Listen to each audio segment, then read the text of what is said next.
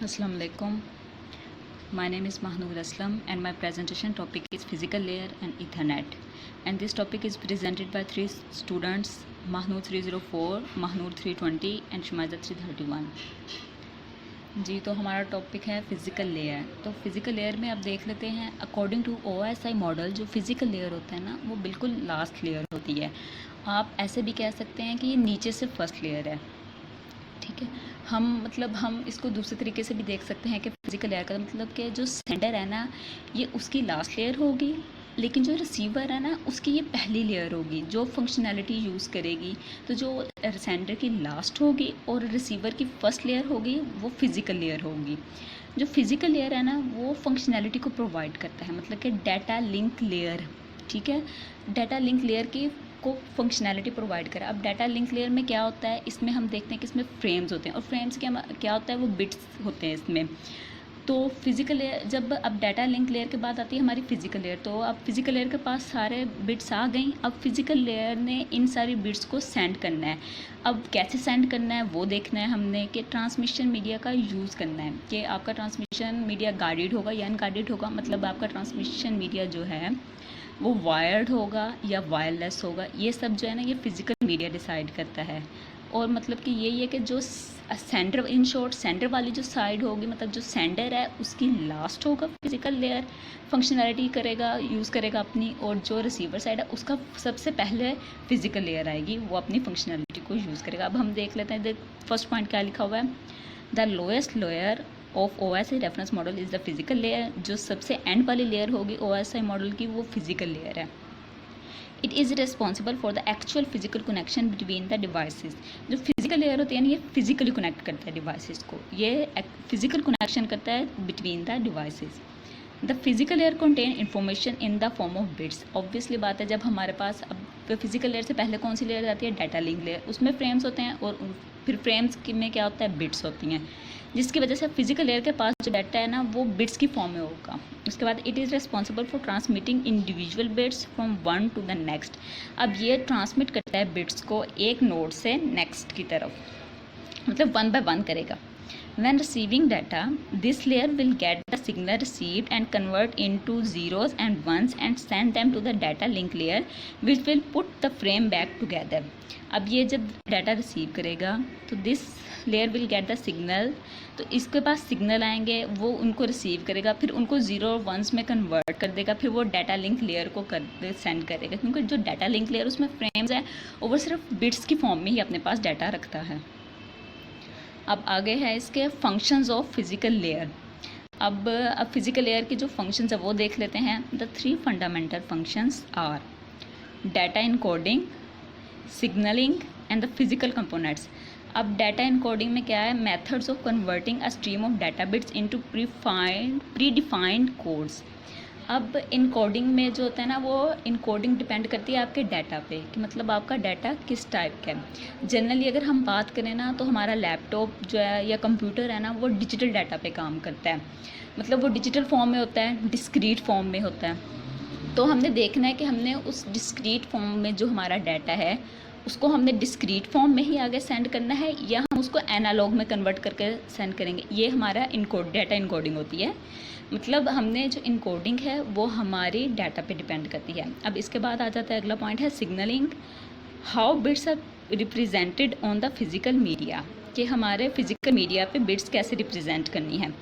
उसके बाद अगला पॉइंट इसका फंक्शनैलिटी है द फिज़िकल कंपोनेंट्स, मतलब कनेक्टर्स एंड केबल्स। अब जो केबल्स होती हैं ना, वो ट्विस्टेड हो सकती है, कोएक्सियल हो सकती हैं, ऑप्टिकल हो सकती हैं। इनकी हर किसी की ना अपनी अपनी फंक्शनैलिटी होती है हर केबल की। जैसे कि कॉपर वायर है ना अगर, तो वो इलेक्ट्रिकल सिग्नल चलता है उसमें से। जो ऑप्टिकल है वो लाइट की फॉर्म में डाटा को सेंड करता है। और जो कनेक्टर्स हैं ना, वो इन केबल्स को अटैच करता है, और इसके और भी अलग अलग फंक्शंस होते हैं कनेक्टर्स के। अब जैसे कि कनेक्टर्स हैं, UTP है, BNC है, RT, MGRT है, ये सारे कनेक्टर्स फिज़िकल डिवाइसेस होती हैं। अब आगे examples of protocols that use physical layers include. अब इसमें जो प्रोटोकॉल्स यूज़ होते हैं फिज़िकल लेयर में, कुछ वो देख लेते हैं हम। डिजिटल सब्सक्राइबर लाइन है, इंटीग्रेटेड सर्विस डिजिटल नेटवर्क है, infrared data association, universal serial बस जो USB है, ब्लूटूथ, कंट्रोलर एरिया नेटवर्क और हमारे पास ईथरनेट है। अब हमारे पास आ गया ईथरनेट, हमने इसको एक्सप्लेन करना है। The most common protocol used at the physical layer is Ethernet. अब ईथरनेट क्या होता है? ईथरनेट जो है वो डिवाइस की स्पीड को बढ़ा सकता है, मतलब कि ना उसकी डिवाइस की स्पीड को बढ़ाने के लिए काम करता है, या एक डिवाइस से दूसरी डिवाइस को कनेक्ट करने के लिए कि वो डाटा सेंड कर सके, इस तरह का ईथरनेट जो है ना वो काम करता है। और ये the most common protocol used at the physical layer is Ethernet, मतलब कि जो मोस्ट कॉमन प्रोटोकॉल यूज़ होता है ना फिजिकल लेयर में वो ईथरनेट है। For example an Ethernet network such as 10 base T और 100 base TX specifies the type of cable that can be used। अब जो ईथरनेट है ना वो अब स्पेसिफाइज करता है कि हमारी केबल किस तरह की यूज़ होगी, मतलब कि हम केबल जो है वो हम किस तरह की यूज़ करेंगे, किस फॉर्म में डाटा सेंड होगा, द ऑप्टिमल टोपोलॉजी और हमारी टोपोलॉजी कौन सी होगी। मोस्टली जो है इसमें बस टोपोलॉजी ज़्यादा यूज़ की जाती है, वो ज़्यादा इसके लिए सेट होती है। And the maximum length of cable, और उसकी लेंथ ऑफ केबल क्या होगी, इस तरह की चीज़ें जो वो ईथरनेट नेटवर्क जो है ना वो देखता है। Now we will talk about the types of Ethernet, wired Ethernet and wireless Ethernet. Wired Ethernet network. This technology mainly works with a fiber optic cable that connect devices within a distance of 10 km and it supports up to 10 Mbs. इसमें जो है वो wires use होंगी, सारे name से पता लग रहा है वायर्ड इथरनेट है। इसमें फाइबर ऑप्टिक केबल यूज़ होगी, वायर यूज़ होगी, जो कि अप्रॉक्सीमेटली 10 किलोमीटर पे जो डिस्टेंस पे जो डिवाइसेस होंगी उनको आपस में कनेक्ट करने के लिए फाइबर ऑप्टिक केबल यूज़ की जाएगी, जिसका डाटा ट्रांसफ़र रेट जो है वो 10 MB होगा। Wireless Ethernet. These networks can also be wireless. Rather than using Ethernet cable to connect the computer, wireless NICs use radio waves for two-way communication with a wireless switch or hub. Wireless communication में जो है उसने बोला है जैसे NICs हैं, that is network interface cards, इसमें जब टू वे कम्युनिकेशन करनी होती है तो वो रेडियो वेव्स के ज़रिए की जाती है। नेक्स्ट है हमारे पास standard ethernet code. In order to understand the standard ethernet code one must understand what each digit means. Ethernet code को समझने के लिए अब हमें जो उसके अंदर सिंबल्स जो कि वर्ड्स जो यूज़ होते हैं हमें वो समझना ज़रूरी है। Following is a guide to Ethernet coding. Point 1 है 10 at the beginning means the network operates at 10 Mbps। अब एक नेम है, ईथरनेट कोड है, ठीक है, उसके स्टार्ट पे 10 लिखा है, अगर उसका मतलब क्या है कि उसका वो डेटा ट्रांसफ़र रेट है कि वो किस रेट पे जो है वो डेटा ट्रांसफ़र करता है, किस रेट पे वो जो किस रेट पे नेटवर्क वो काम करता है। अगर 10 लिखा है तो मतलब वो 10 Mbps पे काम करता है। Base means the type of signalling use is base band. Base अगर स्टार्ट पे लिखा हुआ है तो उसका मतलब है कि उसमें जो सिग्नल्स की जो टाइप है वो क्या है, वो बेस बैंड है या वो ब्रॉड बैंड। अगर बेस लिखा है तो मतलब वो बेस बैंड है, अगर ब्रॉड लिखा है तो मतलब वो ब्रॉड बैंड है। 2 और 5 at the end indicates the maximum cable length in metres. अगर एंड पे उसके काउंटिंग में 2 या 5 का डिजिट लिखा हुआ है तो इसका मतलब है कि वो उसकी लेंथ बताई गई है मीटर्स में। अगर 2 लिखा है तो मतलब उसकी लेंथ 2 मीटर्स है, अगर 5 लिखा है तो उसकी लेंथ 5 मीटर्स है। T the end stands for twisted pair cable. अगर एंड पे टी लिखा हुआ है तो टी का मतलब वो क्यों लिखा हुआ, क्या है आपको सिंबल किस चीज़ का है, वो है टी मतलब ट्विस्टेड पेयर केबल।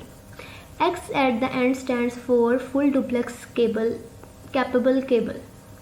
मतलब अगर एक्स है मतलब कि उसका जो ट्रांसमिशन है वो फुल डुप्लेक्स हो रही है, मतलब आप at a time data send भी कर सकते हैं, आप डेटा रिसीव भी कर सकते हैं। F L eight the and stands for fibre optic cable. अगर एंड पे एफ और एल लिखा हुआ है तो इसका मतलब है कि उसके अंदर जो ट्रांसफ़र हो रहा है उसके अंदर किसके ज़रिए हो रहा है, फाइबर ऑप्टिक केबल के ज़रिए। फॉर एग्जांपल उसने बोला है 100 base TX indicates a fast Ethernet connection 100 Mbps that uses a twisted pair cable capable of full duplex transmission.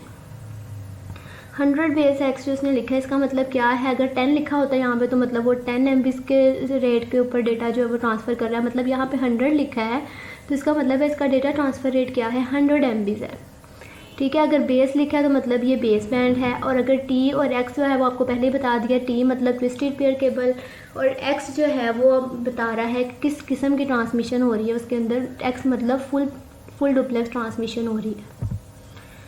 Next है 100 base T. 100 base T is an enhanced form of Ethernet 110 base T and a network standard used for fast data transfer rates up to 100 MBs. 100 base T is 10 times faster than standard Ethernet, and like standard Ethernet, it follows the carrier sense multiple access collision detection, that is CSMA-CD technique to avoid collision.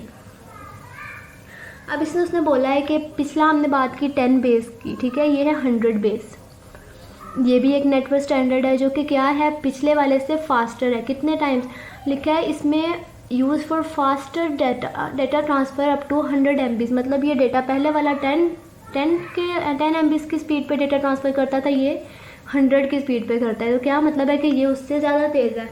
इसके अंदर उसने बोला कि कौन सी technique use हो रही है, CSMA-CD technique, जो कि कोलिजन के बारे में, डेटा कोलिजन। लाइक आपके पास 2 पॉइंट्स हैं, ठीक है, ए है, 4 पॉइंट्स हैं ABCD। अगर A ने D को डेटा सेंड करना है और उसी टाइम पे D ने भी A को डेटा सेंड करना है, तो जब दोनों साइड से डेटा सेंड होगा तो क्या होगा, डेटा कोलिजन हो जाएगा और आपका डेटा जो है वो डिस्ट्रॉय हो सकता है। तो इस कोलिजन से बचने के लिए, इस कोलिजन को डिटेक्ट करने के लिए कौन सी टेक्निक यहाँ पे यूज़ हो रही है, CSMA-CD technique to avoid collision. Next है 100 base T is an official IEEE 802.30 standard that is used to connect nodes when establishing a local area network. In 1998, 100 base T's signal speed was superseded by Gigabit Ethernet. इसमें उसने ये बात की है कि जो 2 local area के network अगर हमने जो है इस्टेब्लिश करना है तो उसके लिए क्या यूज़ किया है, ऑफिशियल जो स्टैंडर्ड है उसमें वो क्या है, IEEE 802.3U। 100 base T is an officially known as fast Ethernet। जो 10 base T है वो क्या है, Ethernet है, और जो 100 base T है वो क्या है, वो fast Ethernet के नाम से जो ऑफिशियली जो है वो यूज़ होता है। आगे 100 base T के 3 वर्जन्स हैं। 100 base TX used for full duplex point-to-point communication with 2 twisted cable pairs. One pair receives signals while the other sends them. 100 base TX uses an RJ45 cable for physical connection and supports segment lengths of up to 100 meters. इसने बोला है 100 base TX में full duplex point two point communication use के लिए use होता है ये, ठीक है। 2 ट्विस्टेड पेयर केबल यूज़ होंगे इसमें, 2 ट्विस्टेड केबल के जो है ना वो पेयर्स। तो एक पेयर जो क्या होगा वो डेटा रिसीव करेगा, जो दूसरा पेयर होगा वो क्या करेगा, डेटा को सेंड करेगा। मीन्स सिग्नल रिसीव करेगा, अगर 2 पेयर है एक पेयर रिसीव करेगा, एक सेंड करेगा। और फिजिकल कनेक्शन के लिए इसके अंदर RJ45 केबल जो है वो यूज़ होती है। 100 base T4, one of the earliest fast Ethernet version. It uses Cat3 twisted pair cables and requires 4 cable pairs for communication. One pair receives and one pair sends signals. The 2 remaining pairs are reserved and are used as required. इसमें उसने बोला है कि ये fast Ethernet का जो है ना वर्जन है, one of the earliest fast Ethernet version है ये। और ये जो है Cat3 ट्विस्टेड पेयर केबल्स को यूज़ करता है। इसमें 4 केबल पेयर्स हैं कम्युनिकेशन के लिए, ठीक है। 4 पेयर हैं, एक पेयर रिसीव करता है डेटा, एक सेंड करता है, और जो बाकी 2 हैं वो जिनकी जब ज़रूरत पड़े वो सिर्फ मतलब बैकअप के लिए अगर जैसे रखे गए हैं, उनकी जब ज़रूरत हो वो तब यूज़ होते हैं as used. The 2 remaining pairs are reserved and are used as required, मतलब जब उनकी ज़रूरत हो तो वो तब यूज़ किए जाते हैं। नेक्स्ट है 100 base FX। This optical fiber cable standard uses thin infrared light wavelengths for communication via 2 twists of cable. The 2 strands are used to transmit and receive signals. One sends and the other receives to provide full duplex communication. 100 base FX allows for a distance of up to 6 miles between 2 stations. A repeater is required every 165 yards over long haul distances. इसने बात की है कि fibre optic cable जो है ये infrared light wavelengths के ज़रिए जो कम्युनिकेशन करती है। 2 ट्विस्ट होते हैं केबल के। The 2 strands are used for data, मतलब इसमें भी 2 ट्विस्टेड पेयर केबल है, तो 2 ट्विस्ट हैं उसके अंदर। एक ट्विस्ट जो है वो रिसीव करेगा स्ट्रैंड उसका जो है इंफॉर्मेशन, और दूसरा जो है वो सेंड करेगा। हम यहाँ पर प्रोटोकॉल्स की टाइप्स डिस्कस कर रहे हैं। Second type of protocol is ISDN. ISDN stands for Integrated Services Digital Network. It is a set of communication standards for digital telephone connections and the transmission of voice and data over a digital line. It has actually changed the approach of communication network. Data communication को start करने से पहले हम voice communication के लिए already एक network establish कर चुके थे जो कि टेलीफोन नेटवर्क है. In telephone networks, we were using the copper cables for the voice communication. Voice communication के बाद ट्रेंड स्टार्ट हुआ डाटा कम्युनिकेशन का. एडवांस टेक्नोलॉजी आने के बाद हमारे पास वॉइस कम्युनिकेशन डाटा कम्युनिकेशन में चेंज हो गई. लेकिन हम चाहते थे कि वॉइस कम्युनिकेशन के लिए जो हम नेटवर्क यूज़ कर रहे हैं वही हम डाटा कम्युनिकेशन के लिए यूज़ करें. But it was difficult. For example हमारे पास एक पेन है, हम उसको पेपर पर राइट करने के लिए यूज़ करते हैं. सपोज़ बाद में हमारे पास टच स्क्रीन डिवाइस आ जाती है तो हम पेन से उस पर तो कुछ राइट नहीं कर सकेंगे. एडवांस टेक्नोलॉजी की वजह से हम नेटवर्क सेम ही रखना चाहते हैं, बट ये कैसे पॉसिबल है. हमने सोचा कि न्यू बनाने की बजाय हम उसी नेटवर्क में चेंजिंग कर दें, लेकिन वो थोड़ी सी डिफ़िकल्टी हमें फेस करनी पड़ी. उसके बाद इन चीज़ों के बीच में जो पहला कॉन्सेप्ट आया है जो ट्रेंड में चल रहा था मार्केट में, वो था ISDN, integrated services digital network. Integrated services, it means there are multiple services that are being provided on a single network. It means it is integrated means more than one services. ISDN ने वो concept introduce किया कि हमारे पास data communication और voice communication एक ही network पर provide कर हो सकें, एक ही नेटवर्क पर चल सकें. सो ये concept multiple services on a single line ये ISDN ने इंट्रोड्यूस किया. ISDN also support two type of switching operations. ये दो तरह के स्विचिंग ऑपरेशन को सपोर्ट करता है. एक है circuit switched operation and second one is packet switched operation. Circuit switch operation में हमारे पास 64 किलोबिट पर सेकंड डाटा होता है बिट रेट, लेकिन हमारे पास पैकेट स्विचिंग में वाइड रेंज होती है 64 किलोबिट पर सेकंड की बिट रेट में. नेक्स्ट है हमारे पास ISDN की services, means integrated service digital network की services. There are 3 type of ISDN services, 3 तरह की हैं. Barrier services, tele services, elementary services. Barrier services क्या होती हैं? ये डाटा सर्विसेज होती हैं बेसिकली, और इनमें हम डाटा कम्युनिकेशन करते हैं ISDN नेटवर्क पर जो भी वो इसमें होती है. टेली सर्विसेज ये रिलेटेड टू टेलीफोन लाइंस होती हैं. इसमें हम वॉइस कम्युनिकेशन या फैक्स को कम्युनिकेट करने के लिए हम टेली सर्विसेज यूज़ करते हैं.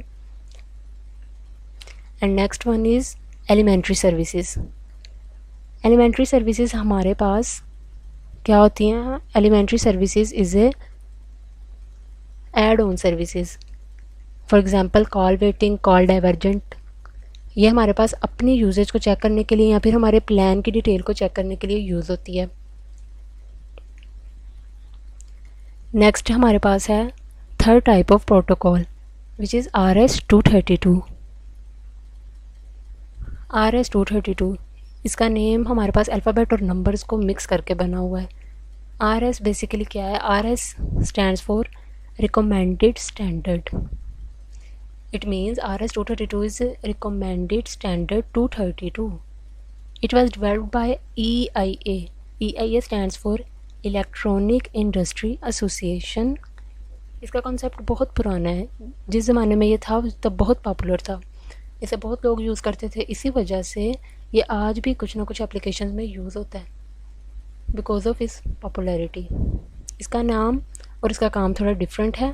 RS-232 से पता नहीं चलता कि एक्चुअल में ये क्या वर्क करता है. It is a standard protocol use for serial communication. It is used for connecting computer and its peripheral devices to allow serial data exchange between them. It is basically used to serial communication. ये serial communication को support करता है, serial data transmission को support करता है. यहाँ पर जो भी डाटा करना है तो वो रिसीवर से, ट्रांसमीटर से रिसीवर तक सेंड बिट बाय बिट होता है. मीन्स इसमें डाटा जो है ट्रांसमीटर से रिसीवर कैसे सेंड होता है? Bit by bit in serial communication. But in parallel communication data, जो पैरेलल कम्युनिकेशन है वो सीरियल कम्युनिकेशन के रिवर्स है. लेकिन उसमें डाटा जो है वो हम कैसे सेंड करते हैं? उसमें actual data in clockwise cycle में सेंड होता है, लेकिन सीरियल पोर्ट में हमारे पास बिट बाय बिट होता है। अब ट्रांसमीटर और रिसीवर हमारे पास दो इक्विपमेंट्स हैं।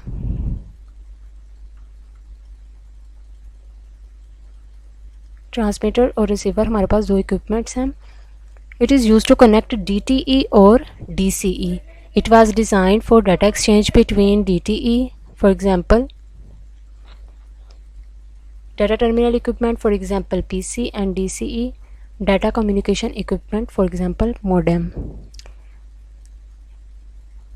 अब कभी जो डाटा है हमारे पास DTE से DCE में जाता है और कभी डाटा DCE से DTE में आ जाता है, for example PC to modem और मॉडम टू PC, तो इसलिए ये हमारे पास फुल डुप्लेक्स मोड है। नेक्स्ट है how data transmit in RS-232। हमारे पास डाटा RS-232 में ट्रांसमिट कैसे होता है, कैसे सेंड होता है, यूजिंग बिट्स। हमारे पास डाटा बिट्स में एक्चुअल बिट्स होती हैं 7, B0, B1, B2, B3, B4, B5, B6 and B7। Start bit जो हमारे पास है वो 0 से स्टार्ट होती है। लास्ट पे हमारे पास स्टॉप बिट आती है। स्टॉप बिट में हम दो नंबर्स रख लेते हैं, 1 और 2 according to our example. Parity bit भी हमारे पास एक होती है, एक्चुअल बिट के बाद आती है, जो हमारे पास 7 to 8 बिट्स हैं, ये हमारी एक्चुअल बिट्स हैं। शुरू पर स्टार्ट बिट आ गई जिसको हमने 0 कह दिया, फिर पैरिटी बिट है। अब पैरिटी बिट में या तो 0 होती है या 1। हमें कैसे पता चलेगा कि 0 कहाँ पर होती है या 1 कहाँ पर होती है? जब हमारे पास odd number of ones data bit में नज़र आते हैं तो वो इट मीन्स कि अब हमारे पास पैरिटी बिट 1 है। लेकिन जब इवन नंबर ऑफ वंस आएंगे डाटा बिट में नज़र तो हमारे पास ये 0 है। और ये जो RS-232 है ये हमारे पास एसिंक्रोनियस नेचर में होती है because it has start bit और end bit. Flow control RS-232 में हमारे पास डाटा को कंट्रोल करना होता है, सेंडिंग टू रिसीविंग, ये हमारे पास होता है ट्रांसमीटर और यहाँ पर है रिसीवर। ये टू इक्विपमेंट्स हैं, एक है DTE and second one is DCE। DTE हमारे पास ट्रांसमीटर है, DCE हमारे पास रिसीवर है। एक इसके हमारे पास पिन अवेलेबल है GND, it means ground to ground connected है ये आपस में। उसके बाद हमारे पास है TX, इसे RX से, और अगर दूसरा सोर्स हमारे पास है रिसीवर यानी कि TX को RX से कनेक्ट कर दिया, और अगर हमारे पास राइट साइड पे TX है तो फिर उसको लेफ़्ट साइड वाले RX से कनेक्टेड कर दिया। अब लेट्स सपोज हमारे पास जो डाटा सेंड हो रहा है ट्रांसमीटर से रिसीवर में वो बहुत फास्ट हो रहा है, बहुत हाई स्पीड पे हो रहा है, बट रिसीवर जो है वो डाटा रिसीव कर रहा है very slowly, means that DTE is very high as compare to DCE। अब इस सिचुएशन को हमने सॉल्व करना है। इसको मेंटेन करने के लिए फ़्लो कंट्रोल, डाटा को फ़्लो करने के लिए हम क्या यूज़ करते हैं, 2 सिग्नल्स यूज़ करते हैं। 2 सिग्नल्स की मदद से हमारे पास डाटा जो है वो मेंटेन होता है, और उन सिग्नल्स को हम कहते हैं RTS and CTS। RTS is request to send and CTS is clear to send. Thank you, अल्लाह हाफिज़।